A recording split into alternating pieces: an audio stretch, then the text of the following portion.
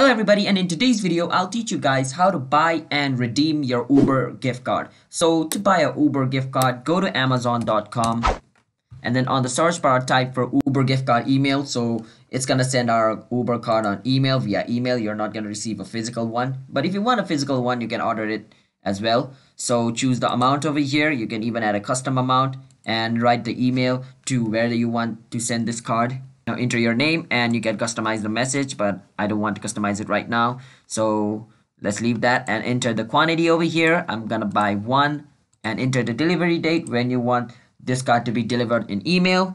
And after filling up this form, you can click on buy now. Clicking on buy now, you can choose your payment method, and after filling up the payment form correctly and ordering the card, your card should be received on your receiving date you entered on the email, which you entered as well. So that's how you buy it. Now to use the card, go to Uber app. Let me show you. Go to your Uber app and log into your Uber account. And after logging into your Uber account, click on the three line which is at the top left corner. Click on it, then click on payment, and you can click on add promo code.